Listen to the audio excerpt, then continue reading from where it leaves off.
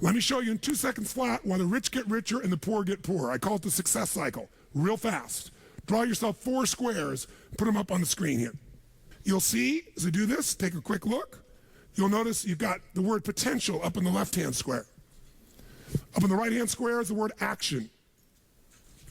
Bottom right is the word results. Bottom left is the word belief, or another word for that would be a sense of certainty. Potential, action, belief, results. And notice there's arrows in a clockwise fashion where they just keep feeding each other over and over and over again. So again, it's potential, action, results, belief, or another word for that would be certainty. Now, did you ever notice how rich people tend to get richer and poor people to get poorer? And I don't just mean rich in financial terms. I mean people that are rich emotionally. Do you ever notice how happy people tend to get happier? And depressed people tend to get more depressed? How many have found this to be true? Say aye. It's because the power of momentum and what I'm about to show you. So let me show you something here. What's the potential of any human being? You tell me, quick. Unlimited. Do most people's results reflect that true potential, yes or no? No way. Why? Because most people aren't taking enough what? But is it possible to take a lot of action and still get lousy results?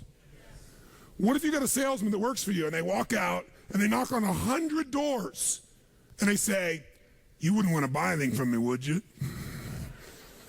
Or they don't say that verbally, but they say it non-verbally. Is that going to affect their results, yes or no?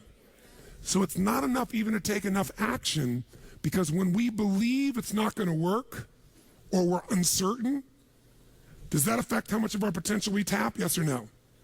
See, if you don't think it's going to work, you're not going to put out a bunch of your energy when you think it's going to fail. And by the way, when you're not sure, you tap little potential. Do you take little or a lot of action? When you're not sure, when you think it's not going to work, you take massive action or little action? Now, when you take little potential with little action, what kind of results do you get? Little lousy results. And when you get lousy results, what does that do to your belief? You go, see, I told you it wasn't going to work. Told you it was a waste of time. And then, by the way, when you have less belief, how much more potential do you take? More or less?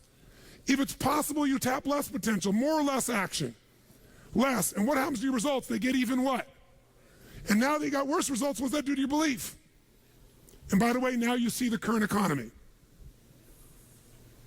Isn't it true? Everybody out there is going, oh my God, the results are so bad, it's going to get worse in the future, so I better pull in my horns, there's less potential, so I'm not going to push as hard. I'm not going to take much action. Oh my God, I'm getting lousy results with little potential action. Oh my God, it's going to get worse. That's what creates a recession, depression, whatever you want to call it. How do you change that?